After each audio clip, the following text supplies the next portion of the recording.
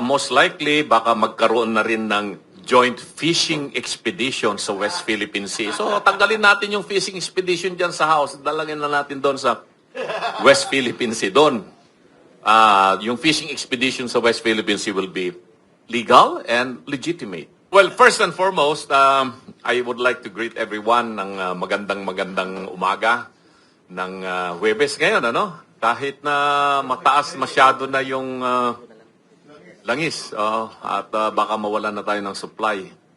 At tinanong ako ni MJ kanina nung pagpasok ko rito, bakit daw green na naman yung aking kulay ng damit? Eh, favorite na color ko yan kasi it signifies two things. One, pro-life. Green is the color of life. Makikita mo yung environment natin, dahon, green yan. It also symbolizes wealth. Kasi green box yan. Kaya ako ay pro-USA.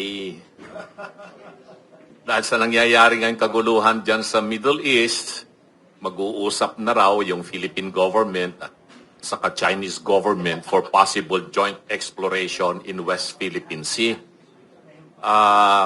At most likely, baka magkaroon na rin ng joint fishing expedition sa West Philippine Sea. So, tanggalin natin yung fishing expedition dyan sa House. Dalangin na natin doon sa West Philippine Sea. Doon, yung fishing expedition sa West Philippine Sea will be legal and legitimate. Ngayon, bakit ako pro-USA? USA. United Sara ako. Yan ang ibig sabihin. Well, anyway, meron bang karapatan ang ordinaryong mamamayang katulad ko o katulad natin dito sa nangyayaring impeachment proceedings ngayon sa House of Representatives? Are we a party in interest here o si VP Sara lang? Well, two things you have to remember. There are two kinds of impeachable officials. One group are the elected officials, president and vice president. The others are appointed officials, justices of the Supreme Court, ombudsman. Yan yung mga impeachable Constitutional Commission, COA, etc. Lahat yan appointees. But if you are talking of the president and the vice president, all of us here are on trial. So we are a party in interest here because our being a sovereign people, nakalagay sa Constitution yan Doon pa lang sa preamble, we the sovereign Filipino people. So how do you define being a sovereign Filipino people? Then you go to Article 2, Section 1. Sovereignty resides in the people and all government authority emanates from them. What's the manifestation of sovereignty? Then that is election. That's why we are called the representative democracy. So whether you voted for Sara Duterte last election or Bongbong Marcos, then you are a party in interest here. Because if Sara Duterte is impeached and eventually convicted, she will be removed from office. Then we are deprived of our right, being sovereign people, of having elected her to be our vice president. That's why we are here. I am here not just because I am a lawyer who understands a little bit about law. I am here sitting here in front of you para ipaliwanag yung karapatan nating mga ordinaryong mamamayang Pilipino na pag ang tinatanggal o ni-impeach natin ay presidente, vice-presidente, we have the sovereign right that will be affected by the outcome of these proceedings. Kaya, alam po, yung kanilang ginagawa ngayon sa House of Representatives, hinahayaan ko, ako'y natutuwa. Sa totoo lang, yung kanilang pinaggagawa ngayon dyan sa House of Representatives, which is a blatant violation of the provisions of the Constitution as stated by Attorney Bondok a while ago, on Article 11, more particularly Section 3, and Article 3, which is the Bill of Rights. So, meaning, we have a possible actionable suit that we can file before the Supreme Court for the House of Representatives abusing its authority, resulting into lack of jurisdiction of what they are doing, and an unconstitutional act. So any one of us here can file the corresponding petition before the Supreme Court to question the actions of the House of Representatives. And we are a proper party in interest. Meron tayong personality to file the necessary action. I have been in Congress for so many years. I was there in 1987. I saw the impeachment of Erap there. I was involved in somehow.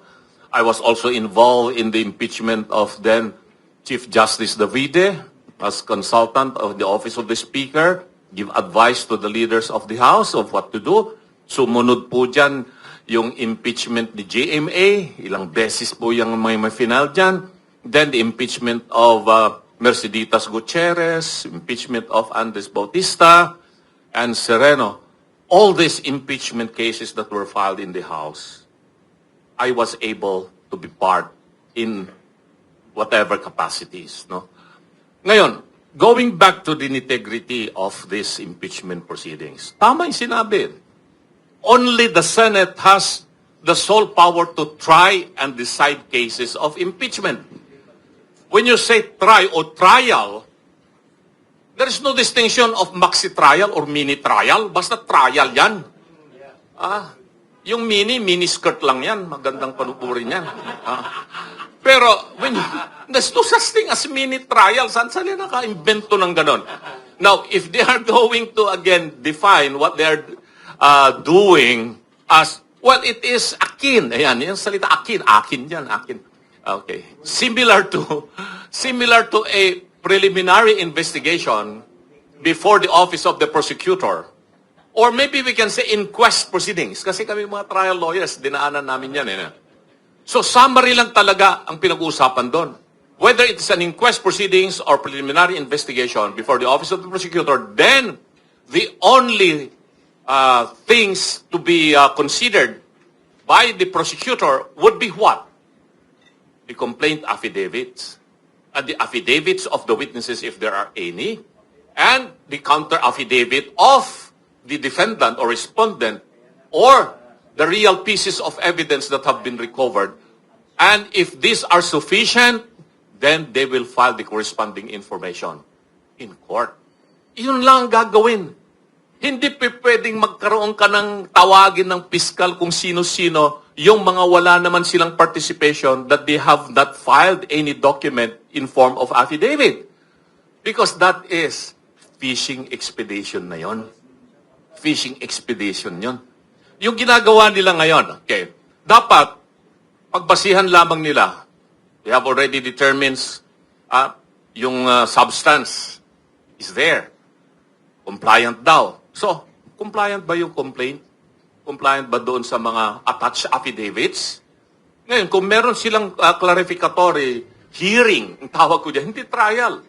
They have to clarify those provisions or those allegations in the affidavits that were filed by those potential witnesses or by the complainants. Then they can conduct a hearing. Clarify nyo nga ito. What do you mean by this? That is clarificatory hearing.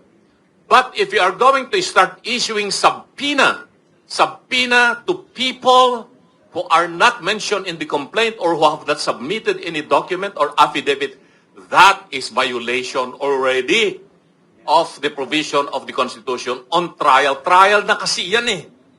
No, sabihin mong mini trial. Ano mini trial? Pagkakaiba ba yan sa maxi trial or trial? Pareho lang na trial yan. And remember, any incidents or any other action related to trial, which is the sole power of the Senate, and if this is undertaken by the House of Representatives, it is unconstitutional. It is just not unconstitutional, it's also done with grave abuse of discretion amounting to lack of jurisdiction. Nung binasa ko yung answer ad cotellam ni VP Sara, I was so proud of her lawyers. Magaling sila. They know what they are doing. They know their law. They have to answer it, but it's ad cotellam, meaning to say as a precautionary measure without waiving the right to object on anything related to the unconstitutionality of the complaints or the proceedings that will take place in the House.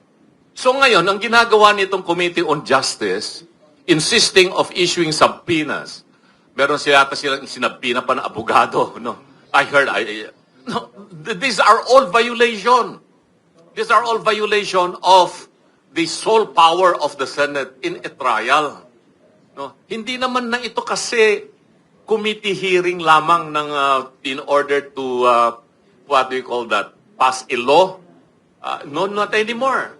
This is a hearing not in aid of legislation, but a committee hearing to determine if there is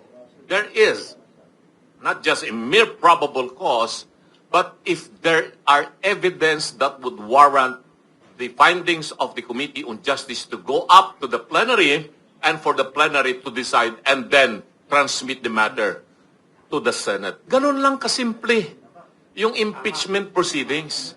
They are trying to complicate things in a way, katulad sinabi ni Attorney Parasin, ni Congressman Jing, because sabi nila, Sarsuela ito. Sabi ni Attorney Topacio, kangaroo court. No, don't use kangaroo court. That's going to be an insult with a beautiful kangaroo. I love kangaroo. I've been to Australia many times and they are so beautiful. So don't don't compare the Committee on Justice as a kangaroo court. It's an insult to the kangaroo. Or even they say sinabi, muro-muro lang. No. Don't use again that muro. It's an insult to our Muslim brothers and sisters. No? Hindi pwede. No? Ang ginagawa nila doon sa House of Representatives, purely politika. They would want to put the Vice President in a bad light in the eyes of the public because she is the most trusted, popular public official of the land now, despite all their efforts to destroy her for the past 2 years. Hindi nila mapababa yan ang kanyang trust rating. And, you know, if you read the decisions of the Supreme Court, the 2025 decision, the motion for reconsideration of 2026, klaro, sinabi ng Supreme Court, this impeachment is not only political, it is also legal process. And when you talk of legal process, the main basis of looking at the legality or illegality of the proceeding is what the Constitution provides, because the Constitution is the supreme law of the land. It is the fundamental law of the land. So anything that is contrary to Article 11 in relation to the Bill of Rights is unconstitutional. Therefore, it is illegal. And what they are doing right now, it is illegal. May nagtanong din sa akin, paano yung subpoena pag pinadalhan ka ng subpoena ng Committee on Justice? If they are not going to, if the one that is being addressed to would not attend, can he or she be cited for contempt? Well, for sure, gagawin nila yun. Iko-contempt nila yun. Mapapa-aresto pa nila. But would that be a legal action of the House? No. It will be unconstitutional. It will violate due process, the right of that person. Because here, it's no longer just be resource person. Napapatawag mo siya para magbigay ng kanyang opinion, nalalaman niya tungkol sa isang batas na nakabinbin, panukala na nakabinbin in order to be passed by the committee. Ito hindi na Itong Committee on Justice here is acting not just a mere committee of the House that is going to pass pieces of legislation, but eventually it will become the body that will prosecute these impeachment proceedings in the House. So tama rin yung sinasabi na it is similar to the preliminary investigation or inquest proceedings. Then so submitted yan. Sige, I admit. Similar, but it's not the same. But you cannot go beyond what is allowed and authorized in a preliminary investigation or inquest proceedings. Because going beyond that would be violation of the Constitution. So yun lamang po yung aking maikling paliwanag po sa inyo.